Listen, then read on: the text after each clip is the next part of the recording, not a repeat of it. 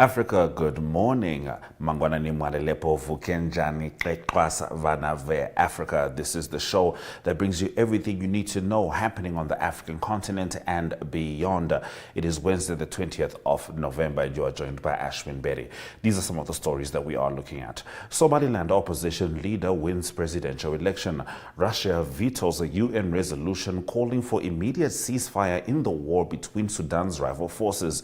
Donald Trump confirms he will deploy the military for his mass deportation plan, and delegates renegotiate new compensation for developing nations at COP29. Our correspondent Arrie Hougaard will deliver the news from South Africa, including an update on the Stlifontein mine standoff. Watch Africa Good Morning on DSTV 285, GOTV 25 in Namibia. Stream the show on oneup2.com and our YouTube page, Network Media Hub. Top stories after the break. As the holiday season draws near, ShopRite and Synergy Chatbot are delivering the Christmas spirit. Welcome at Santa's Wishlist. Follow the instructions to submit your drawing and letter to Santa. Step 1. Start by drawing a picture for Santa. And when you're done, just jot down a few details about yourself right next to it. Step 2. Scan the QR code and it will open up WhatsApp with a little message that says #ShopRiteSanta. Just send that message to Santa. Or if you like, you can also type #ShopRiteSanta into WhatsApp and send it to the number as indicated. Step 3. Follow the simple steps in the chatbot and submit your name and age. And most excitingly, the present you've picked from the list. Don't forget to include your physical address so Santa can find his way to you. Step 4. Once you've completed the previous steps, snap a photo of your drawing and your letter to Santa to submit your entry. Now, remember, I'm looking forward to all the wonderful drawings and letters you'll be sending my way. See you soon, and keep spreading that holiday cheer. Ho, ho, ho!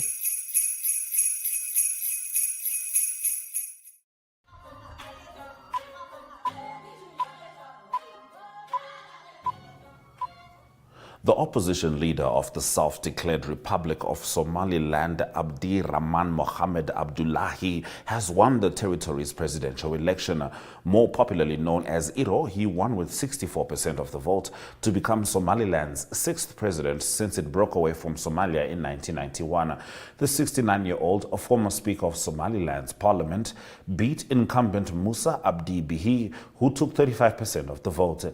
Bihi had led the breakaway region since 2017, but critics described his style as paternalistic and dismissive of public opinion at a time when economic difficulties have undermined the value of the local currency.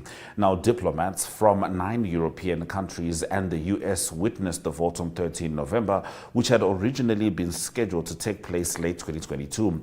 Somaliland is located in a strategic part of the world and is seen as a gateway to the Gulf of Aden and the Red Sea. Despite its relative stability and regular democratic elections, it has not been recognized internationally. Russia vetoed a UN resolution calling for an immediate ceasefire in the war between Sudan's military and paramilitary forces and the delivery of humanitarian aid to millions in desperate need. Now, Russia's ally China supported the resolution sponsored by the United Kingdom and Sierra Leone, along with all other UN Security Council members. But Moscow's veto doomed the measure. Sudan plunged into conflict in April 2023 when long-simmering tensions between its military and paramilitary leaders erupted in the capital Khartoum and spread to other regions, including Western Darfur, which was racked by bloodshed and atrocities in 2003. Now, the UN recently warned that Sudan has been pushed to the brink of famine. Last week, UN political chief Rosemary DiCarlo accused allies of Sudan's warring forces of enabling the slaughter that has killed more than 24,000 people and created the world's worst displacement crisis. In our next story, Ghana is clamping down on private pension fund managers who want to invest in offshore assets on concerns it could worsen pressure on its cedi currency, three industry sources told Reuters.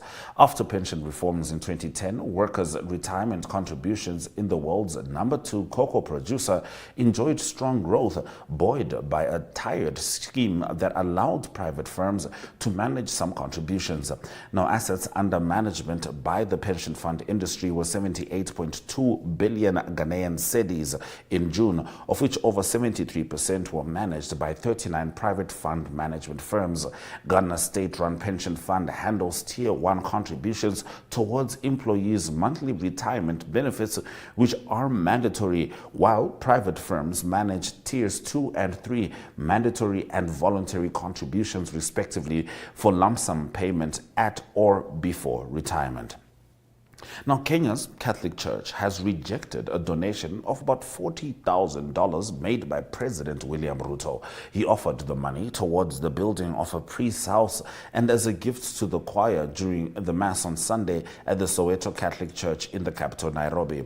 Now, the donation followed a recent statement by Catholic bishops who had hit out at the government for failing to fulfill their electoral promises. Churches have been under pressure this year from young anti-tax protesters who have accused them of being too close to politicians. Following Ruto's much-publicized donation on Sunday, many Kenyans urged the Catholic Church to reject the money. The president had given around 2.6 million Kenyan shillings in cash, pledged the rest of the money later, and also promised to give the parish a bus. The Catholic Archbishop of Nairobi, Philip Anyolo, said the cash would be returned over ethical concerns and the need to safeguard the church from being used for political purposes. He also declined his other pledges and said a donation of 200,000 Kenyan shillings made by the governor of Nairobi, Johnson Sakaja, who attended the same service, was also being handed back. Now, U.S. President-elect Donald Trump has confirmed his intention to declare a national emergency to address border security and utilize the U.S. military to execute a sweeping deportation initiative targeting undocumented migrants. Immigration, a central theme of Trump's campaign, is set to dominate his return to the White House. The former president has vowed to deport millions of undocumented immigrants and secure the southern border with Mexico, citing a surge in illegal crossings during President Joe Biden's tenure. Now, taking to his platform Truth Social, Trump shared a post from a conservative activist which claimed the president-elect was ready to declare a national emergency and deploy military resources to reverse the Biden administration's immigration policies through mass deportation. Trump simply added, "True," to the repost. The announcement comes as Trump prepares to return to the Oval Office following his November 5 election victory over Democratic Vice President Kamala Harris. Those have been our top stories on Africa Good Morning. After the break, we'll be talking to Arrie Hougaard about the South African Reserve Bank being expected to cut interest rates further tomorrow, the mine rescue teams which have arrived in Stlifontein, and other stories from Mzansi. Stay with us. ShopRite Namibia and Synergy Chatbot are delivering the Christmas spirit. This festive season, I've got a very special surprise just for you. My magical elves will be delivering gifts straight to your doorsteps. Grab your crayons or pencils and draw me a picture. Simply save the number on your phone and follow the on-screen prompts.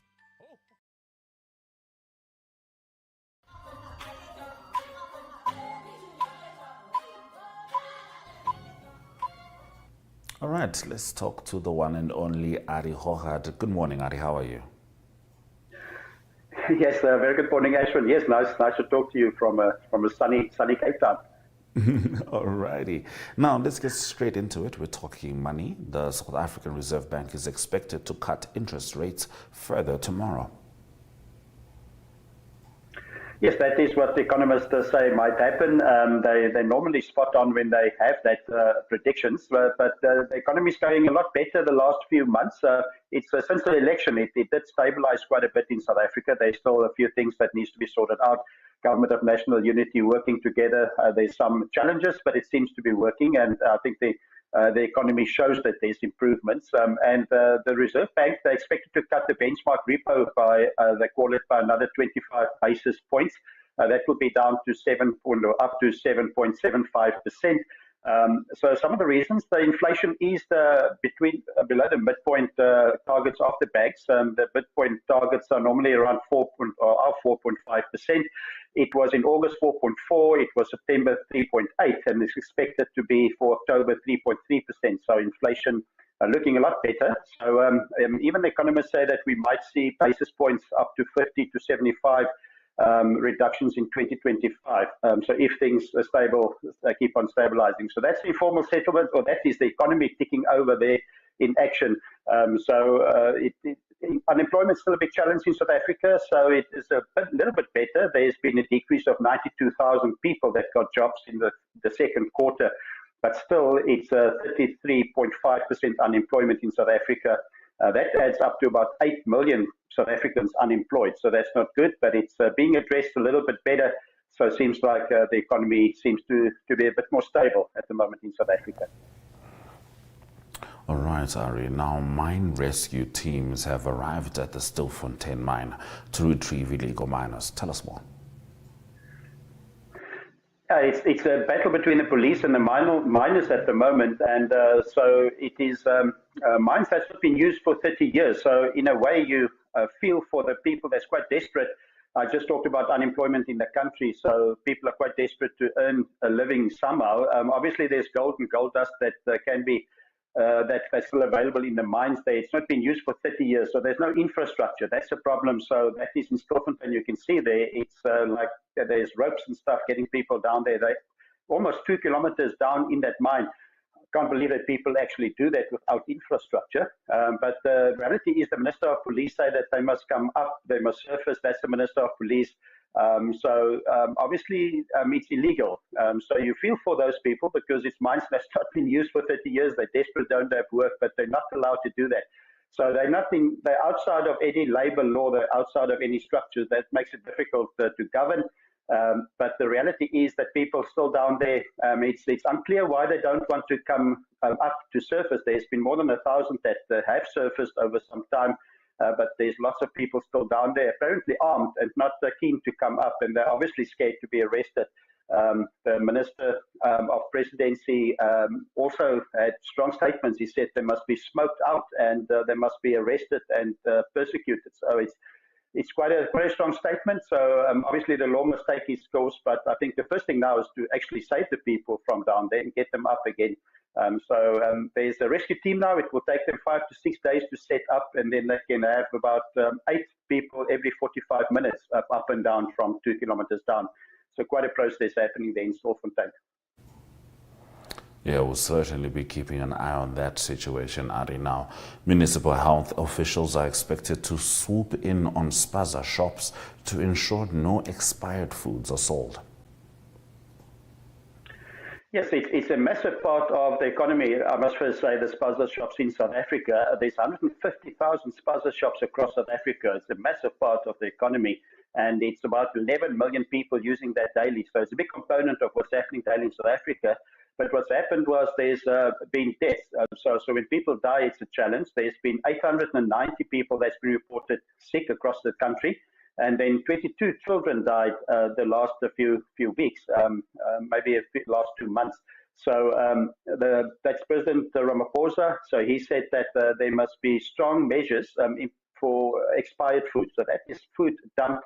That was the new process now is that everybody must re-register. All the spaza shops must re-register with the Department of Health. A massive process. You can imagine 150,000 spaza shops. They've got 21 days to do that. And so we'll see if they can meet all the health standards. But the big challenge is, Ashwin, that there's expired foods in high volumes across the spaza shops. It's from maize to biscuits, etc., and even meat products. So there's been health raids that's been happening the last few weeks, so that is good. And for instance, yesterday in Kailitsa in Cape Town, there was massive volumes of expired food just dumped on some sites. So there's pressure now on the spaza shops. Now they're dumping the expired food. So it was in the system. So it may be a good thing that that's happening. But so the Department of Health is really putting pressure on the spaza shops. All right, Arrie. Now, the V&A waterfront in Cape Town is launching a 20 billion rand project to claim land from the sea. Tell us more. Yes, it's a big component of the South African economy, not only Cape Town's economy. It's 25 million people visit the waterfront. There it is annually, so every year. So it's lots of visitors there annually. Reclaiming land has been a big component of Cape Town. There's the aerial picture of that. It's the waterfront there in front, just next to the harbour, between the stadium and the harbour. So they're going to reclaim a massive volume of land. It's a 20 billion South African rand process. It will take 15 to 20 years. So it's quite a big time it will take, but it will massively increase the footprint there. So that will create obviously a lot more infrastructure, a lot more jobs.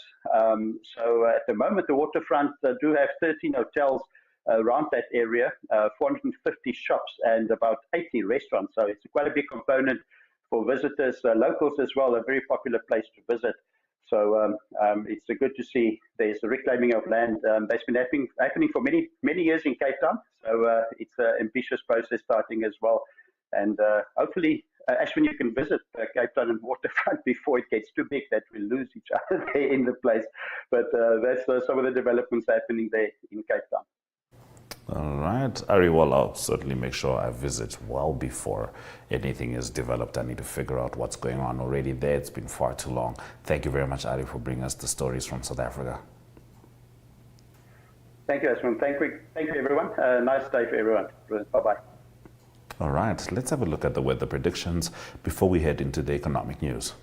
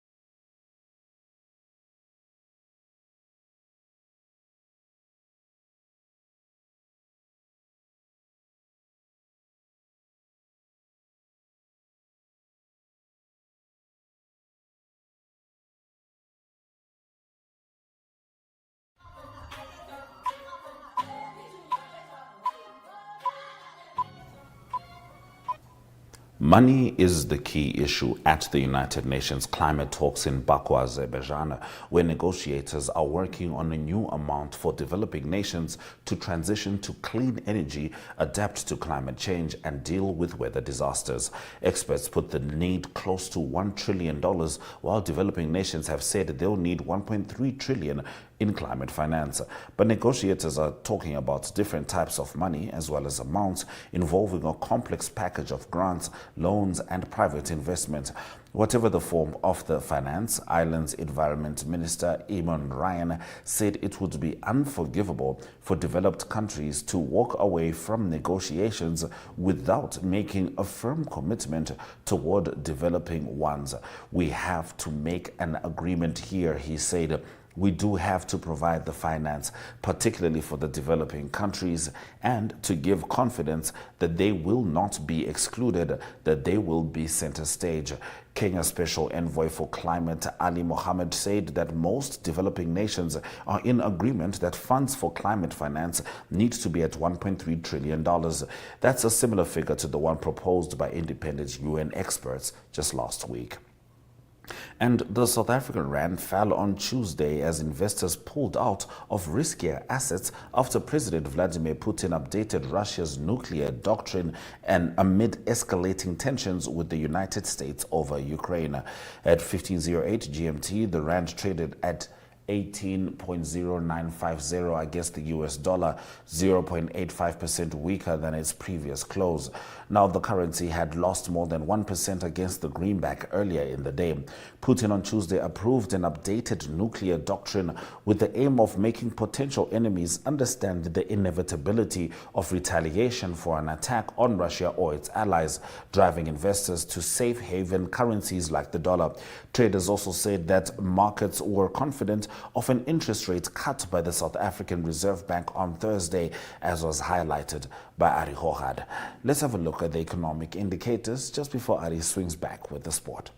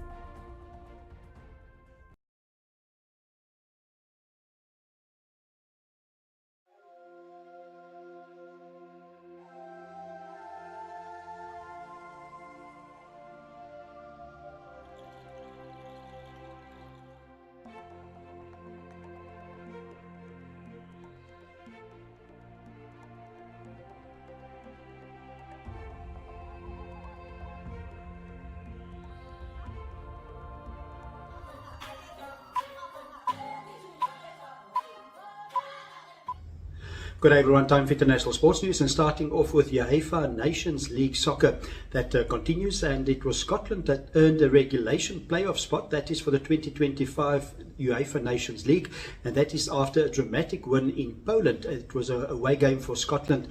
The winner was scored by Annie Robertson in the 93rd minute, the third minute of injury time, and it was the first goal for Scotland already in the third minute, but then it was Poland that made it 1-1 in the 59th minute, but Scotland winning 2-1.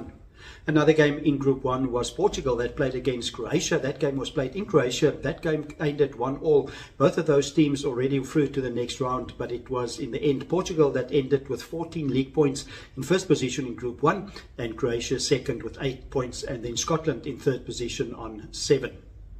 Another result was San Marino that beat Liechtenstein. That was at Liechtenstein's home ground. The score there was 3-1. On to cricket news. It's Australia that won the third T20 international that was played in Hobart in Australia, and it was Pakistan batting first. They scored 117 runs. That was all out in 18.1 overs. Australia making 118 for the loss of 3 wickets in just 11.2 overs, winning the game by 7 wickets. And it was Marcus Stoinis, the all-rounder, that had an unbeaten 61 runs off just 27 deliveries. Australia winning the series by 3-0. More cricket news is that South Africa play against Sri Lanka. That's in 2 tests. That is home test for South Africa. Proteas captain Temba Bavuma, he's declared fit to play in both the tests. He had an elbow injury since October, but he's declared fit to play on Wednesday. That is in the first test in Durban. The second test will be on the 5th of December. That will be in St. George's Park in Kabata, and this is all part of the World Test Championship. To close off today's international sports news, it is tennis news. It is the Men's Davis Cup finals that will take place in Malaga in Spain. There's 8 teams still in the tournament. The finals will be over the weekend, and through the week there will be semi-finals and quarter-finals.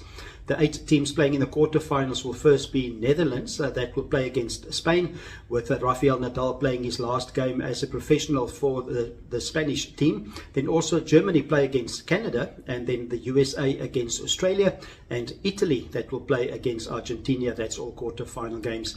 The semi-finals and the finals will be on Friday, Saturday and Sunday.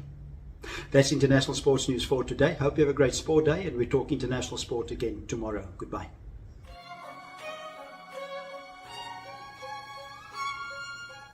Thank you for staying with Africa Good Morning throughout the broadcast. DSTV 285, GOTV 25 in Namibia is where you can find us, oneup2.com and Network Media Hub on YouTube if you prefer to stream us. From me, Ashwin Berry and the Africa Good Morning team, Swera Jaganaka.